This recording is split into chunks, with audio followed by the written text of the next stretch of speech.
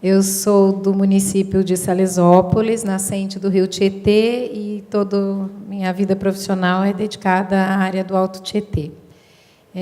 Fiquei também bastante feliz com o convite do deputado federal Márcio Alvino, quando construímos aí os objetivos e diretrizes dessa frente parlamentar, que a nível nacional também vai fazer um trabalho, se dedicar muito, principalmente uma equipe técnica que a gente está aí contando, de novo, o Samuel é um deles, e outros amigos aí, Dr. Paulo Romera, Danilo, Evandro Albiac, o pessoal do INPE, um grupo de pessoas imbuídos nesse estudo. Essa questão, como os outros já que me antecederam aqui a fala, é realmente uma questão de dificuldade das pessoas entenderem como é que é feita essa produção de água. Então, a gente fez uma apresentação, até foi a mesma que eu fiz lá em Brasília, para conversar um pouquinho, para entender o que é. O tema, apesar de ser municípios produtores de água e ser uma frente nacional, na verdade, a gente usou como estudo de caso o Alto Tietê Cabeceiras, que hoje é de uma situação que é um estudo de caso que depois vai poder ser replicado para o Brasil todo, mas é o caso que a gente vê na nossa região metropolitana como mais sério. Para mudar aqui. Bom, os objetivos, o diagnóstico, todas as frentes, o deputado tem 5 frentes lançadas, eles têm mais ou menos o mesmo modelo.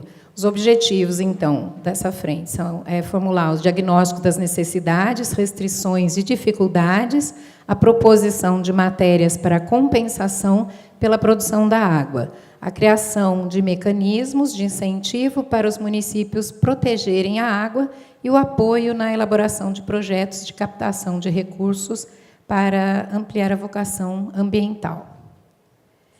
Como eu expliquei, a gente tem aí como foco, então, dentro do Brasil, o estado de São Paulo, a região do Alto Tietê, toda aqui, divisão por bacias, do Comitê de Bacias do Alto Tietê, e esse estudo, realmente, ele se dedicou a um diagnóstico mais aprofundado então, a região que a gente acabou também de aprovar, a lei específica da área, criando a nova área de recuperação e proteção de mananciais, e o município, estudo de caso, por apresentar as características mais graves e o nível de falta de recursos também mais grave, foi o pego aqui para estudo desse caso. Salesópolis, então, é o que tem maior área de proteção, e ele é todo azul, que já dá para perceber o nível de produção de água que ele possui. Como a gente comentou, já outros comentaram, o próprio conceito de produção de água, o próprio entendimento do que é o manancial, ainda é muito difícil, ainda é muito... não é materializado para as pessoas. Então, o manancial é a fonte de água, seja ela superficial ou subterrânea, utilizada para abastecimento humano e manutenção de atividades econômicas. Como você falou, a produção de água não é do céu, ela exige todo esse ciclo, e por isso que a gente está enfrentando esse problema, é justamente quebra desse ciclo. Então, só um breve relato, as leis que, ao mesmo tempo, então, em 1974, essa mancha vermelha é justamente já a área ocupada no município de São Paulo e em torno, e essa preocupação com o abastecimento da capital levou, então, a essa região que já está achuriada ali, que é a área de proteção de mananciais. Então, ela é uma lei de 1975, primeira lei 98, que define a área de proteção, e depois a lei que define o uso do solo da área de proteção de mananciais. Isso é uma questão muito conflituosa, porque, na verdade, também ela tira dos municípios o cuidado, ou seja, a definição de como vai ser usado o seu solo. Então, o Estado passa a exercer essa função. A lei, depois, em 78, que é uma outra lei que que é justamente diretriz para desenvolvimento industrial, sobre a lei de mananciais. Então, ela também tem uma grande restrição na implantação de empreendimentos na área de proteção de mananciais, mas ela é uma lei proibitiva, ela não traz alternativas, né? Em 1998, deu para perceber que a mancha continuou crescendo, né, inclusive em cima das áreas achuriadas. O município de Salesópolis é o primeiro aqui da direita, ainda não tanto, mas aqui em torno a gente já percebe, na Billings, Guarapiranga, que a própria lei de mananciais ela não teve uma efetividade quanto à proteção. Como a gente falou, o Estado é sempre desconectado, né? Acho que a maior parte do desenvolvimento industrial é em cima da área de mananciais, só que as pessoas também vão morar lá, né? Elas não vão trabalhar num local e morar em outro.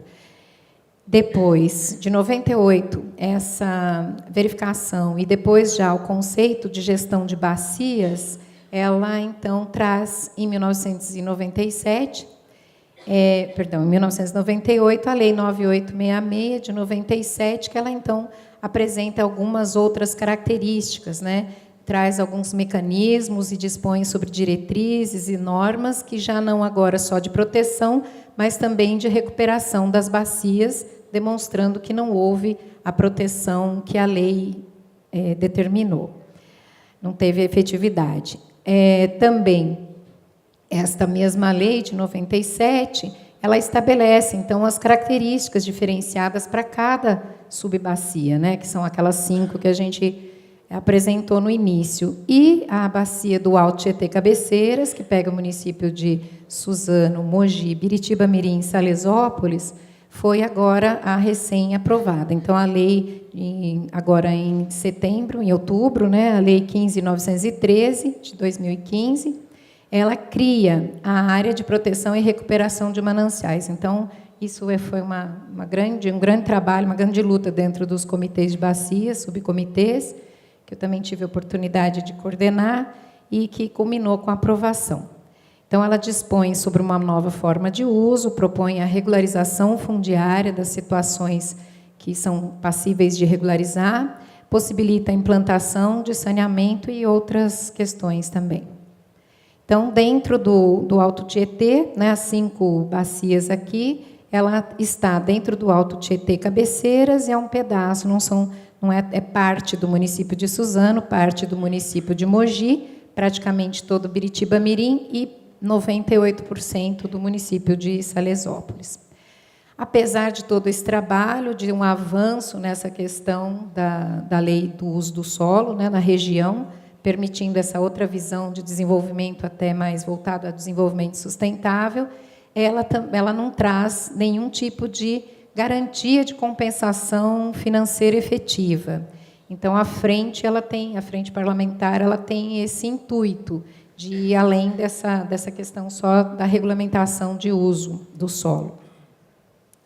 As áreas, né, dos municípios, só para comprovar, ela já vem com um conceito diferente, então ela extrapola o limite da bacia, ela vai para o município de Ribeirão Pires, né, pela nascente do Açupeba, e também vai para o município de Paraibuna, no cantinho lá de Salesópolis, que é a nascente do rio Paraitinga. Então, é um conceito importante, que é a gestão por bacia hidrográfica e não por divisão de território. O problema raiz da frente, então, a gente dividiu para ser mais prático, a forma de realizar os estudos, as restrições econômicas, ambientais e sociais em razão das áreas de proteção aos mananciais. Isso apenas são 2 quadros para demonstrar, né, o município maior produtor é o de Salesópolis, e que tem o ISS per capita menor de todos, 31,73 por ano. Então, é impossível de fazer a gestão disso, não dá nem para fazer a gestão da folha de pagamento da própria prefeitura. E ICM também demonstrando, né, então, a grande quebra de paradigma, acho que é a visão de água como um produto a ser valorizado, né, porque hoje só os produtos e serviços fabricados é que têm esse valor. A indução, então, o primeiro problema era esse, o segundo, a indução para atividades econômicas inadequadas.